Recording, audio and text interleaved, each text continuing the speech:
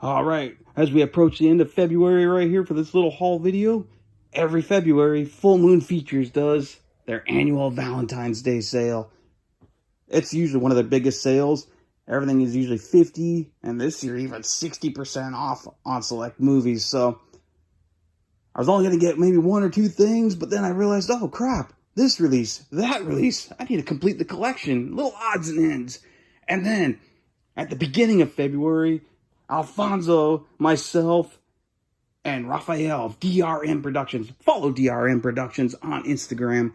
All three of us went up to the Hollywood area for a great concert as part of the Dark Winter Tour.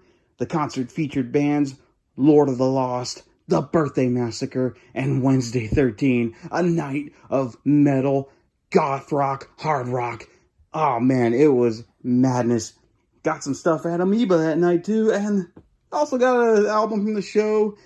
I'll show you that haul after I show the Valentine's Day order. So here we go. Opening the box. I already took all the plastic off to make it easier for this video. So here we go. First Blu-ray I got here. Sergio Martino's Island of the Fishmen. This is a solid little cult film. Little sci-fi adventure film from Sergio Martino. And it's presented apparently for the first time on Blu-ray uncut. Because the other version is Screamers that was released by Scream Factory under the Roger Corman label. Be kind of cool to own that version too, but I like Island of the Fishmen. It's a solid little movie. So around this time, Sergio Martino made Slave of the Cannibal God, The Great Alligator, and Island of the Fishmen, as it's considered his adventure trilogy. This is a good one. I like this one. Good atmosphere, cool creatures. Pretty gnarly film. I like it. I had to upgrade that one from the MYA releasing DVD. The next Blu-ray I got, another Italian film. Are you shocked I got an Italian film? Yeah. Put Your Devil Into My Hell. A sex comedy from Italy in the 70s. Same director. Oh yeah, there you go. Right there. Same director as the Black Emanuelle series. So, this should be very interesting to say the least, just based on the title alone.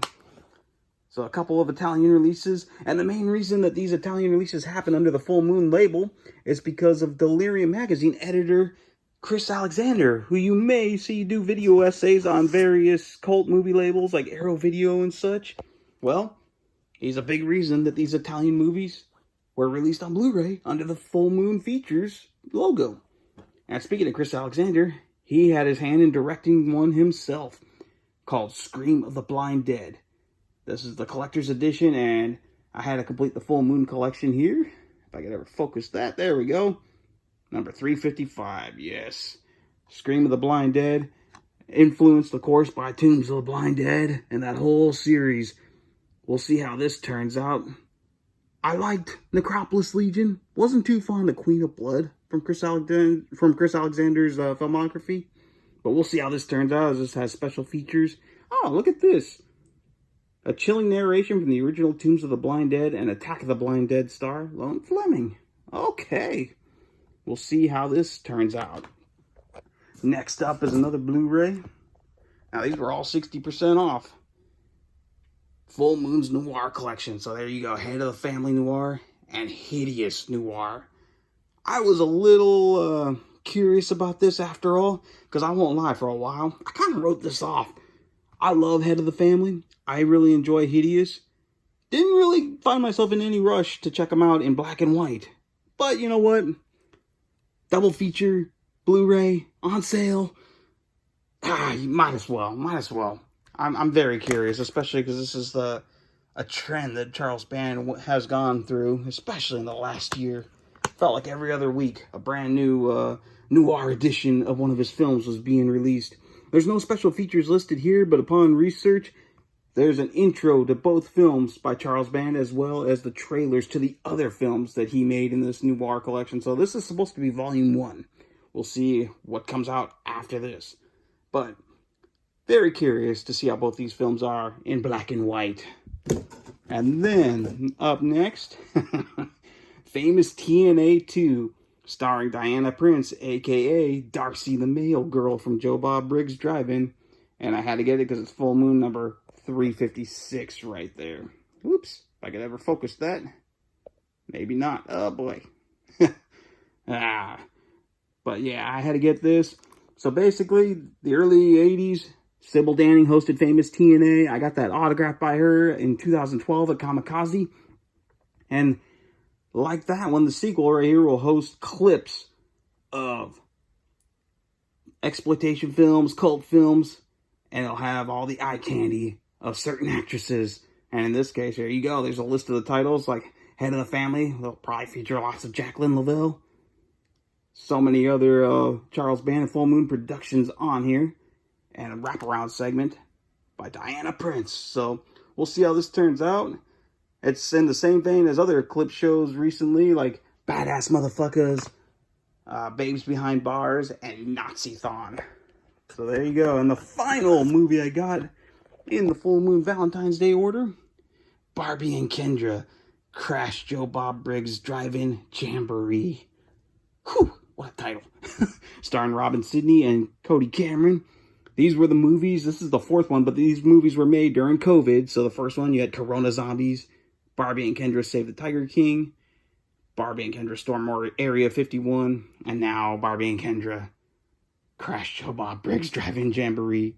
And that is Full Moon number 397. So little odds and ends to complete the collection. So basically, usually in these movies, you'll have the shenanigans with Barbie and Kendra, maybe a Corona Zombie, and then a couple cult films that will be wrapped together, spliced together as one movie with new dubbing and zaniness, hilariousness, cheesiness, everything. Woo! So there was that. And now, big shout out to Alfonso for introducing me to these bands. At least 2 out of the 3 bands at the Dark Winter Tour back in February, on the February 7th. And thank you to Raphael for having us sit in the Guns N' Roses booth at Cantor's. So beforehand, we went to Amoeba. And at Amoeba, well, I found this. The brand new Megadeth album. Hell yeah, this was #1 on the billboards in the U.S. So I listened to this a couple times through. I love Tipping Point. Tipping Point is awesome. So is, Puppet Parade's pretty damn good. Oh, man. This is a great album. I actually like it, especially because this is supposed to be the final Megadeth album.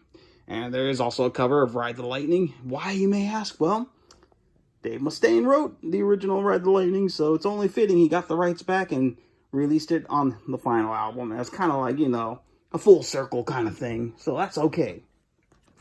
Next purchase from Amoeba, I got this used Raven, All for One. Oh man, these are pretty much the I don't want to say the pioneers, but they might be the pioneers. They were at the forefront of the thrash metal scene back in the early 80s. And man, they rock. You see on the Chris Jericho Rock and Wrestling Rager, I loved what we saw from Raven that night. Oh my goodness. So All for One has special tracks on here that I like, such as Take Control, Sledgehammer Rock, Mind Over Metal is also good. Various others. There's some live albums or live concert song performances on here. You've got covers. Oh man, Raven. They gave Metallica the opening slot for a concert back in 1983 when they were just up and coming. So Raven, talk about some legends that are underappreciated. Hell yeah. And then my final purchase from Amoeba was Wednesday 13's Mid-Death Crisis. Oh, this album is fucking awesome. Oh my god. The Cease and Desist. I mean, they're all good tracks. When the Devil Commands, my favorite is track 4, Rotting Away. So evil, but the music is just so awesome. Oh my god, this album is terrific. Oh my god. Yeah. Definitely. If you haven't listened to Wednesday 13 or Murder Dolls, I highly recommend it, especially if you like some evil metal and punk and everything all mixed in. Whoo, man.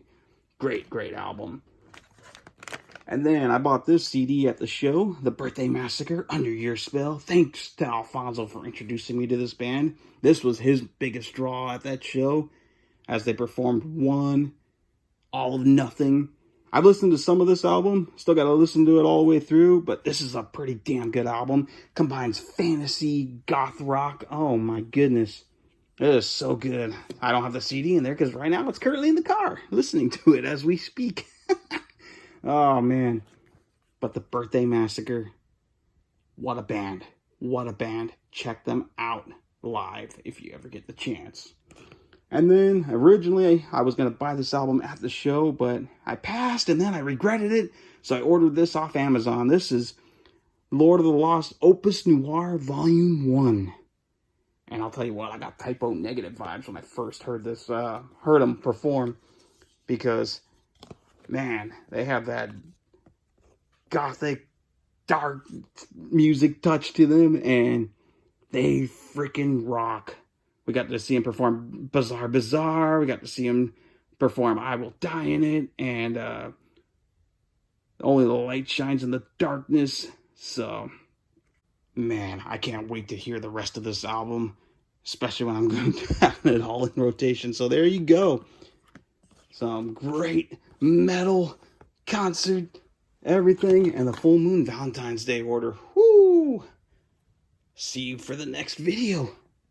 There we go. You know, I thought he was up to something with those overalls. I was like, only in LA.